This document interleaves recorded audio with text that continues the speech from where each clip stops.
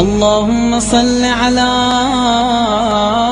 محمد وآل محمد. اللهم صل على محمد وآل محمد. اعوذ باللہ من الشیطان الرجیم. بسم اللہ الرحمن الرحیم. الحمد للہ رب العالمین والصلاة والسلام علی اشرف الانبیاء والمرسلین خاتم النبیین رحمۃ للعالمین بالقاسم محمد و اہل بیتہ الطیبین الطاہرین المعصومین المظلومین. سامعین گرامی، آپ کے سوال اور ہمارے جواب. ہم آپ سے مخاطب ہیں اور ایک سوال جس کا جواب اس نشست میں آپ کو دیا جائے گا وہ پڑھ کے سناتے ہیں. سوال یہ ہے کہ فقہا اور مجتہدین کو نائب امام کیوں کہا جاتا ہے؟ ایک دفعہ پھر سن لیں. فقہا اور مجتہدین کو نائب امام کیوں کہا جاتا ہے؟ اب دیکھیے، ہوتا کیا ہے کہ جب ہمارے سامنے کوئی سوال رکھا جاتا ہے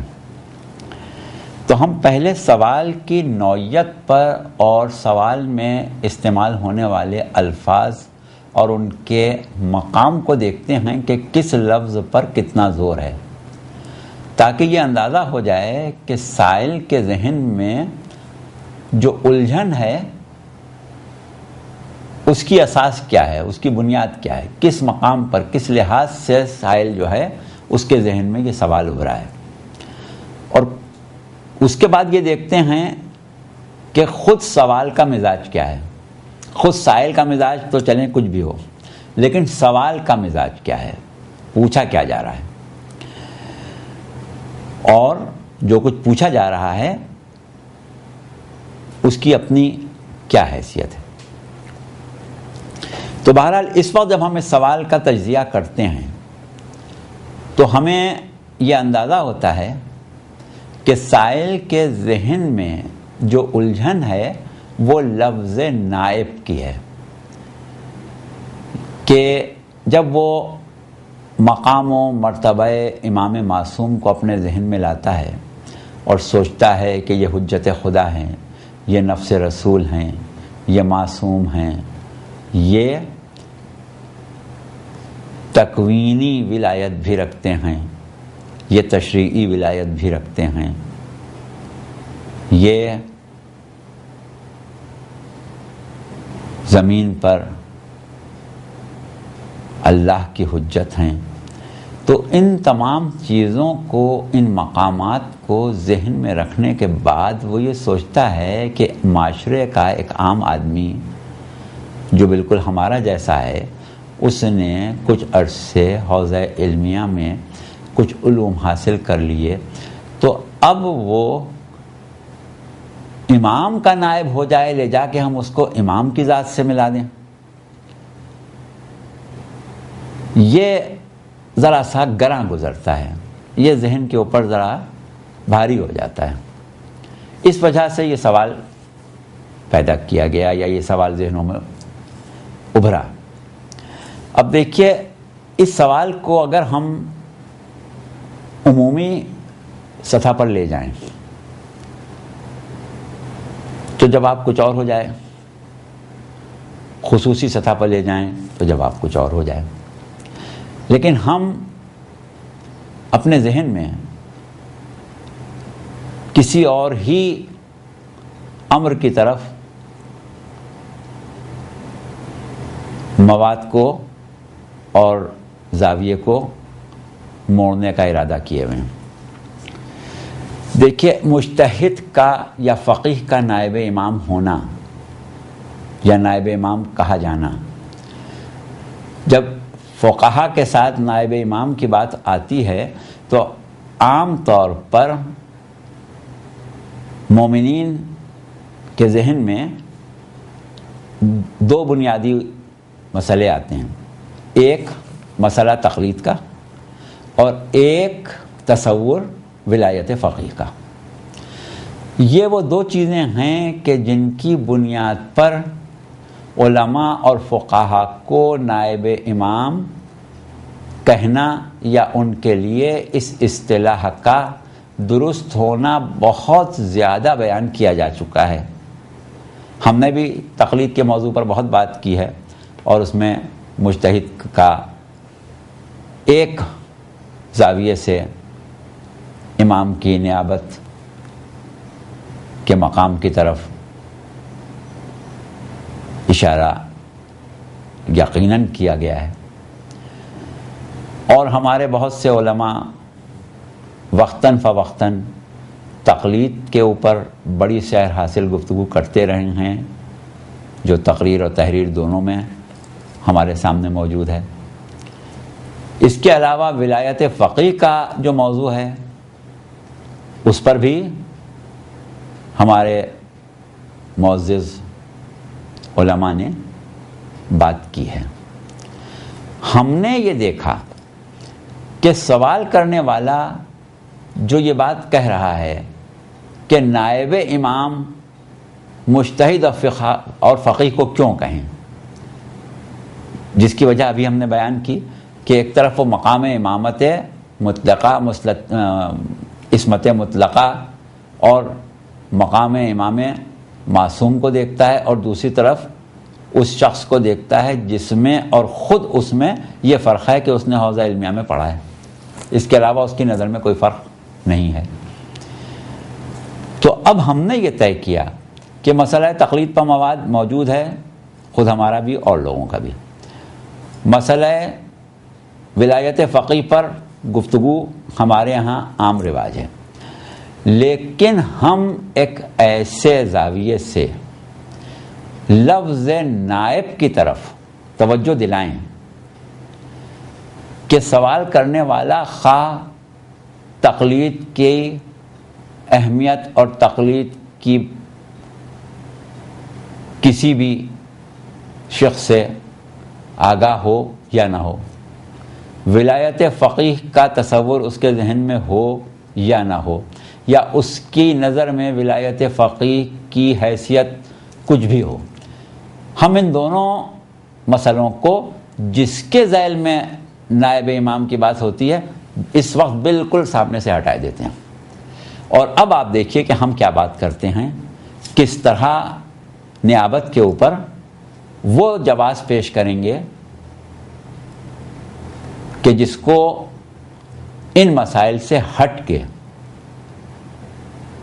زیر غور لایا جا سکتا ہے۔ اب دیکھیے صورت کیا ہے کہ نیابت کو آپ اس طرح سمجھیں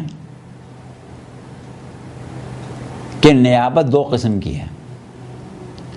ایک نیابت کلی ہے اور ایک نیابت جزوی ہے۔ کلی نیابت کی مثال ہمارے سامنے کیا ہے کہ جیسے ہمارے ائمہ معصومین علیہم السلام یا خاص طور سے جناب امیر علی ابن ابی طالب علیہ السلام نائب رسول یا خلیفہ رسول ہیں، وہ مقام وہ ہے جہاں یکسانیت، جہاں مقام و مرتبے کی ایک خاص نسبت، لحموں کا لحمی و دموں کا دمی والی بات، ایک شجر سے ہونا، ایک نور سے ہونا، منزل اطاعت پر اطیعوا الرسول و اولی الامر منکم میں ایک لفظ اطیعوا میں رسول اور امام کا آ جانا، اور اس طرح کے 50 مثالیں ہیں، یہ تو ہم خالی 2-3 مثالیں دے رہے ہیں۔ یعنی وہ مقام کے جس کو ہم نفس رسول ہونا کہتے ہیں، یعنی رسول اگر نہ ہو تو وہ شخص مکمل طور سے ان امور کو انجام دے گا جن کو اگر رسول ہوتے تو انجام دیتے اور کوئی فرق نہ ہوتا، یعنی رسول بھی وہی کرتے جو امام نے کیا۔ یہ مقام جو ہے یہ ہے نیابت کلی کا،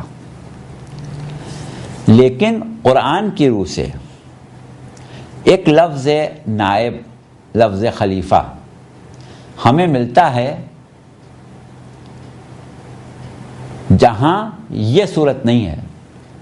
جو ہمارے آپ کے ذہن میں خلافت علی ابن ابی طالب کی یا نیابت معصومین علیہم السلام کی بنسبت پیغمبر اسلام صلی اللہ علیہ وآلہ وسلم ہے۔ وہ کیا ہے؟ جس وقت پروردگار عالم نے ارادہ تخلیق جناب آدم کیا تو جناب آدم کی تخلیق سے خدا جانے کتنے عرصے پہلے بزم ملائکہ میں یہ اعلان کیا کہ انی جاعل فی الارض خلیفہ، میں زمین پر خلیفہ قرار دینے والا ہوں یا دے رہا ہوں۔ اب یہاں خلیفہ کے معنی وہی ہیں جو آپ نے لفظ استعمال کیا، صرف آپ نے جو لفظ استعمال کیا وہ اردو کا تھا اور یہ یہاں پر عربی کا لفظ آ گیا۔ خلیفہ خلف سے ہے، بعد میں آنے والا، یعنی نائب۔ تو اللہ نے کیا کہا؟ میں زمین پر خلیفہ مقرر کر رہا ہوں، نائب مقرر کر رہا ہوں۔ اب آپ یہ سوچیں کہ اللہ خلیفہ مقرر کر رہا ہے۔ ہم اس آیت کی بہت زیادہ زاویوں سے وضاحت نہیں کریں گے، صرف اپنے مطمع نظر تک رکھیں گے، ورنہ اور بہت سے زاویے ہیں۔ عام طور پر ہمارے ہاں مسلمانوں میں یہ بڑا عام تصور ہے جناب آدم کی خلافت کے جواز میں کہ ہر انسان اللہ کا خلیفہ ہے، ہر انسان اللہ کا نائب ہے۔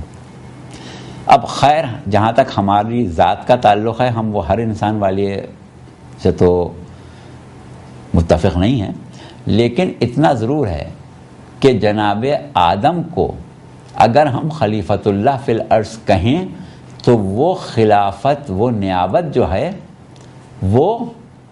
بحیثیت حجت خدا ہے، اور اس اعتبار سے ہر نبی اور ہر نبی کا وصی برحق جو ہے وہ خلیفۃ اللہ فی الارض ہے۔ اور ظاہر ہے کہ جو شخص حجت خدا فی الارض ہے اس کے لیے خلیفۃ اللہ فی الارض ہونا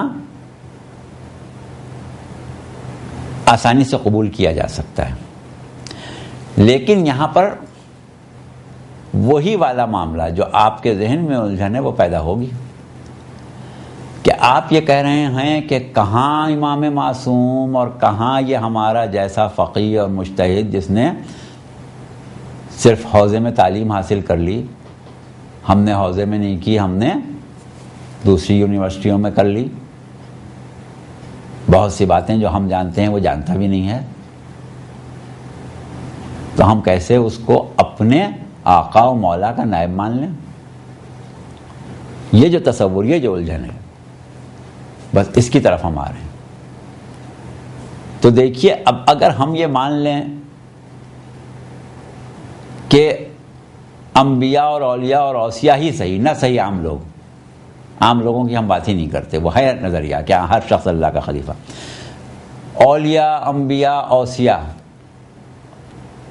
اللہ کے خلیفہ ہیں یا اللہ کے نائب ہیں، تو کہاں ذات واجب اور کہاں یہ ممکن مخلوق؟ کیا مقابلہ ہے خالق کا مخلوق سے، خواہ وہ مخلوق کتنے ہی اعلیٰ اور عرفہ درجے کی کیوں نہ ہو؟ بہرحال خالق خالق ہے، مخلوق مخلوق ہے۔ تو اللہ کی نیابت، ذات واجب کی نیابت یہ ممکن مخلوق کیسے کر سکتی ہے؟ یہ سوال نہیں پیدا ہوگا پھر، کہاں اللہ کہاں یہ؟ دوسری چیز کیا ہے کہ ایک سوال یہ پیدا ہوگا کہ بھائی اللہ خود کہاں جا رہا ہے جو اس کی نیابت کی ضرورت پیش آ گئی؟ اگر اللہ کہیں کائنات چھوڑ کے جا رہا ہو تو پھر اس کی نیابت کی ضرورت ہے، وہ کہاں جا رہا ہے؟ تو دیکھیے اس سلسلے میں ہم بہت ہی اختصار کے ساتھ، یہ بحث تو بہت لمبی ہو جائے گی، صرف اختصار کے ساتھ اپنے مدعا اور اپنے مقصد کو سامنے رکھتے ہوئے، جس مقصد تک پہنچنے کے لیے یہ بحث چھیڑی ہے، یہ بات کریں گے کہ کار ہدایت اللہ پر واجب ہے، اور اللہ پر واجب ہونے کا مطلب یہ نہیں ہوتا کہ کسی اور نے اللہ پر واجب کر دیا، وہ اس کی عدالت ہے، وہ بھی ایک الگ بحث ہے۔ صرف اس وقت آپ یہ سمجھیں کہ اللہ کا کام ہے کہ اللہ بندوں کی ہدایت کرے۔ اب اللہ کے لیے یہ تو ممکن ہے کہ وہ بندوں کو ہدایت تکوینی کرے جیسا کہ ہر مخلوق کو کرتا ہے۔ ربنا الذی اعطى كل شيء خلقه ثم هدى، یہ جناب ہارون اور جناب موسیٰ نے رب کا تعارف دربار فرعون میں کراتے ہوئے یہ کہا تھا کہ ہمارا رب وہ ہے، ہم دونوں کا رب وہ ہے جس نے ہر شے کو بہترین انداز میں خلق کیا، پھر اس کی ہدایت کی۔ تو وہ ہدایت تکوینی ہے، لیکن جہاں تک تشریعی ہدایت کا تعلق ہے، دو بدو کوئی ہدایت کرنا، وہ تو اللہ نہیں کر سکتا۔ اللہ نہیں کر سکتا کا مطلب یہ نہیں کہ معاذ اللہ اللہ کی قدرت یا اس کی ذات میں نقص ہے، بلکہ بندہ یا مخلوق جو ہے وہ اس بات کی استعداد نہیں رکھتی کہ اللہ براہ راست اس سے مخاطب ہو کے بات کرے۔ تو کیا ہوا کہ اس مجبوری کے پیش نظر ضرورت اس بات کی پیش آئی کہ اللہ اپنی طرف سے ہادیوں کا انتخاب کرے، اور وہ ہادی اپنی کسی لالچ میں یا اپنے کسی مفاد میں لوگوں کی ہدایت نہ کریں، بلکہ اللہ کے کام کو یا اللہ کی طرف سے کی جانے والی ہدایت کو اس کے ایما پر جاری و ساری کریں۔ یعنی ہدایت تو اللہ کرے، بظاہر نبی کرے، یعنی بظاہر نبی اپنے جیسے انسانوں کو یا اپنے معاشرے کے انسانوں کو، اپنے جیسے کا مطلب یہاں پر آپ کچھ اور نہیں لیجیے گا، اپنے جیسے کا لفظ ہم نے اس لیے استعمال کیا کہ خالق جو ہے وہ بہرحال خالق ہے اور نبی مخلوق ہے، اور یہ بھی مخلوق ہے۔ اور جو کام ہدایت تشریعی کا اللہ نہیں کرتا وہ نبی کر سکتا ہے، یہ مطلب ہے۔ تو نبی ہدایت تو کر رہا ہے لیکن وہ اللہ کے ایما پر کر رہا ہے، یعنی یہ ہدایت اللہ کی طرف سے ہو رہی ہے۔ تو اس امر ہدایت میں نبی یا وسیع اللہ کی نیابت کر رہا ہے۔ تو یہ اللہ کی نیابت وہ نیابت کی وہ قسم ہے جسے ہم نیابت جزوی کہہ رہے ہیں۔ تو جب آپ اس بات کو تسلیم کر لیں کہ خالق اور ذات واجب کی جزوی نیابت مخلوق کر سکتی ہے، جبکہ مخلوق میں اور خالق میں جو فرق ہے اس کو تو الفاظ میں بیان بھی نہیں کیا جا سکتا، تو اب ایسے موقع پر جب آپ یہ مان رہے ہیں کہ مخلوق خالق کی نائب ہو سکتی ہے تو عالم امام کا نائب نہ ہو، اس میں کیا الجھن؟ اب دیکھیے، ہم نے کوئی حساس مسئلہ نہیں چھیڑا ہے، نہ تقلید کی بات کی ہے، نہ ولایت فقیہ کی بات کی ہے، لیکن لفظ نائب پر آپ زور دے رہے تھے، لہٰذا ہم لفظ نائب پر ہی بحث کر رہے ہیں۔ ٹھیک ہے، ہم کب کہتے ہیں کہ مجتہد یا فقیہ اس طرح امام کا خلیفہ ہے جیسے امیر المومنین علیہ السلام رسول اللہ کے خلیفہ ہیں، یہ تو نہیں کہتے، لیکن اب اس نیابت جزوی میں بھی درجات ہیں، یا یہ سمجھیں کہ اس کا دائرہ کار جو ہے اس میں وسعت بھی ہو سکتی ہے، جتنی وسعت ہوگی اتنی نیابت میں شدت پیدا ہوتی جائے گی۔ اب دیکھیے، ایک شخص ہے وہ فقیہ ہے اور بہت ہی اعلیٰ درجے کا فقیہ ہے، عالم ہے، اپنے زمانے کا بہترین فقیہ بھی ہے، اور ظاہر ہے اجتہاد کی صلاحیت بھی رکھتا ہے. اس کے بعد مثلاً وہ یا ابھی فی الحال یہاں تک بھی رکھیں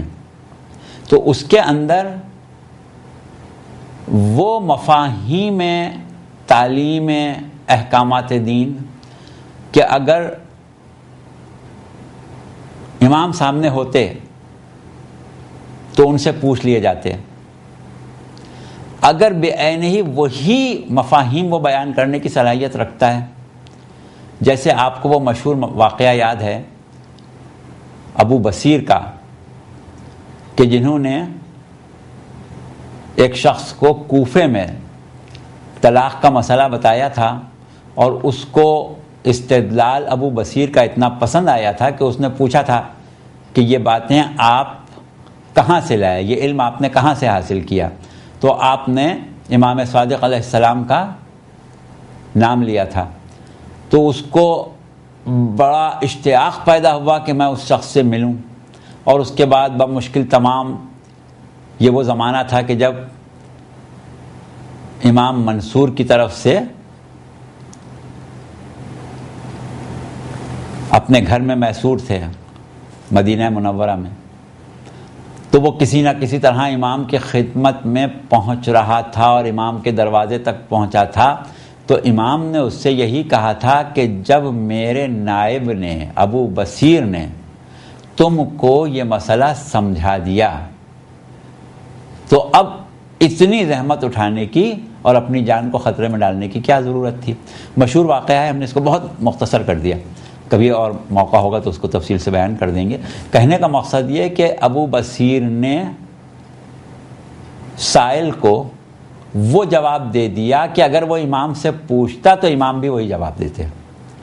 یہ ہے مفہوم نیابت. اب اگر بالفرض وہ شخص بحیثیت فقیہ, بحیثیت عالم احکام شریعہ, بحیثیت صلاحیت استنباط احکام اس مقام پر ہے کہ کوئی سوال سائل اس سے کرے اور وہ اس کا وہ جواب دے دے جو اگر امام سے کرتا تو امام بھی دے دیتے, تو یہ تو ایک الگ مسئلہ ہو گیا. لیکن اس سے بڑھ کے فرض کریں وہ شخص جو ہے وہ بہت ہی متقی و پرہیزگار بھی ہے, فرض کریں وہ شخص بڑا پاک باطن بھی ہے, فرض کریں کہ اس شخص نے اپنے نفس اور اپنی روح کو اتنا بالیدہ کر لیا ہے کہ عام انسانوں سے اس کی روحانی طاقت مثلا زیادہ ہے. ہر فقیہ کی نہیں ہوتی, ہم ایک مثال دے رہے ہیں, فرض کیجئے زیادہ ہے. فرض کریں کہ وہ ایک بہت بڑا عارف بھی ہے, یعنی جتنی اس کی صفات اعلیٰ سے اعلیٰ ہوتی جائیں گی اتنا اس کا درجہ تقرب خداوندی میں بڑھے گا, اور جتنا اس کا تقرب خداوندی بڑھے گا اتنا تقرب حجت خدا بھی بڑھے گا. یعنی جو اللہ کے جتنا قریب ہوتا ہے اتنا امام کے قریب ہوتا ہے, یہ سمجھ لیں. یا یہ سمجھ لیں دوسرے الفاظ میں کہ اگر آپ کو امام کے قریب ہونا ہے تو آپ کو اللہ کے قریب ہونا پڑے گا پہلے, یعنی پہلے اللہ کے قریب ہوں گے تب حجت کے قریب ہو سکتے ہیں. تو بہرحال جتنا اس کا قرب بڑھے گا اتنی نیابت کی منزل جو ہے اس میں شدت پیدا ہو جائے گی. تو اب آپ ضروری نہیں ہے کہ کسی خاص شخص کو ذہن میں لائیں اور اس کے بعد یہ فکر کریں کہ اس میں اور امام میں ہم اگر موازنہ کریں تو کیا یہ اس قابل ہے کہ ہم اس کو امام کا نائب کہیں. تو یہ موازنہ کرنا کوئی معنی نہیں رکھتا ہے, بلکہ فکر کو آپ اس طرح لے کے چلیں جس طرح ہم آپ کی رہنمائی کر رہے ہیں. اب کیا ہم نے یہ کہہ دیا کہ بھئی ہم بھی کسی یونیورسٹی کے پڑھے ہوئے ہیں, وہ بھی کسی یونیورسٹی کا پڑھا ہوا ہے, ٹھیک ہے، ہو سکتا ہے آپ خود بھی عالم ہوں، کیونکہ کسی خاص طریقہ تعلیم سے پڑھنا، کسی خاص حوزے یا یونیورسٹی میں پڑھنا، یہ مسئلہ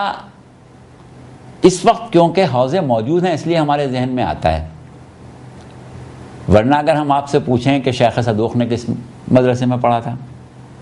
اس زمانے میں یہ تھے مدرسہ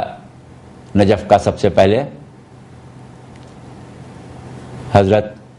محمد ابن حسن طوسی رحمۃ اللہ علیہ، جن کا سن وفات 460 ہجری ہے، انہوں نے قائم کیا تھا۔ سید رضی نے کس مدرسے میں پڑھا تھا؟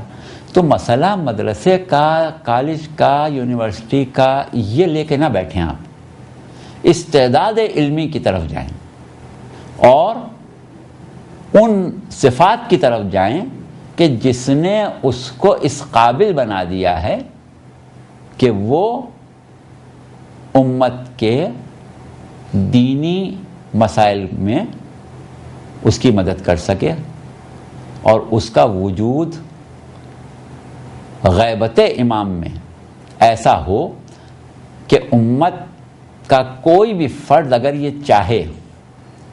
کہ وہ اس طرح زندگی گزارے کہ عین رضا الہی کے مطابق اس کی زندگی ہو،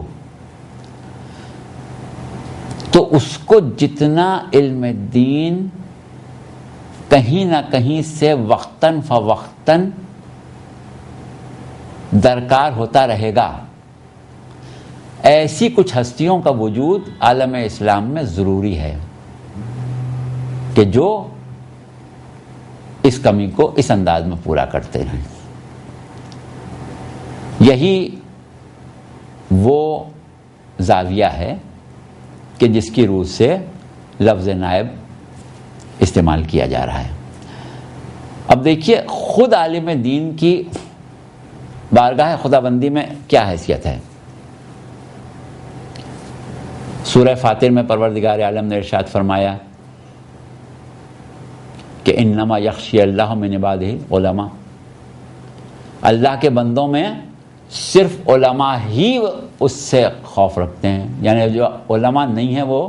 اللہ کا خوف نہیں رکھتے۔ اب یہاں ممکن ہے آپ کہیں کہ یہ کیا بات آپ کر رہے ہیں، ہم نے ایسے بہت سے عالم دیکھے جو خوف خدا نہیں رکھتے۔ تو اس کا جواب یہ ہے کہ آپ یہ نہ دیکھا کریں کہ عالم خوف خدا رکھتا ہے یا نہیں، یہ دیکھا کریں کہ خوف خدا رکھتا کون ہے۔ جو خوف خدا رکھے اس کو آپ عالم سمجھ لیں۔ یا فرمان رسول کہ مداد العلماء افضل من دماء الشہداء، عالم کے روشنائی، عالم کے قلم کی روشنائی شہداء کے خون سے بہتر ہے۔ یا آپ سب یہ جانتے ہیں کہ عالم کی صحبت میں بیٹھنا عبادت، عالم کے چہرے پر نظر کرنا عبادت، بلکہ احادیث میں یہاں تک مل جاتا ہے کہ ایک عابد و زاہد جس نے اپنی پوری زندگی زہد و تقوی اور عبادت و تسبیح و تحلیل میں گزاری ہو، روز محشر پروردگار عالم اس کو جنت میں بھیج دے گا۔ لیکن اگر ایک عالم پہنچے گا، جب ایک عالم پہنچے گا تو پروردگار اس کو اکیلا جنت میں نہیں بھیجے گا، بلکہ اس سے یہ کہے گا کہ تم بھی جنت میں جاؤ اور تم نے اپنی سعی اور اپنی کوشش سے جن لوگوں کو جنت کے قابل بنایا ہے ان کی شفاعت میں تم سے قبول کروں گا، تم ان کی شفاعت کرو۔ تو اب دیکھیے عالم اگر حقیقت میں عالم ہے تو محشر میں شفاعت بھی کر سکتا ہے۔ تو اتنی صفات عالم کی ہیں، لیکن ان میں شدت، وقت، موقع اور اس کی صلاحیتوں اور اس کی صفات کے دائرہ کار کی وسعت یا شدت میں بڑھتی جاتی ہے۔ بہرحال اس وقت یہ سوال جس پیرائے میں کیا گیا تھا اس میں نیابت پر زیادہ زور تھا اور ہم مصلحتاً نہیں چاہتے تھے کہ کوئی حساس مسئلہ چھیڑیں، اس لیے ہم نے صرف لفظ نائب کو سامنے رکھ کے اتنی گفتگو کر لی، اور فی الوقت ہم سمجھتے ہیں کہ اتنی گفتگو کرنے کے بعد سائل کے لیے اس سوال کے جواب کو خود اپنے ذہن میں مرتب کرنا بھی مشکل نہیں ہوگا۔ والسلام ورحمۃ اللہ وبرکاتہ۔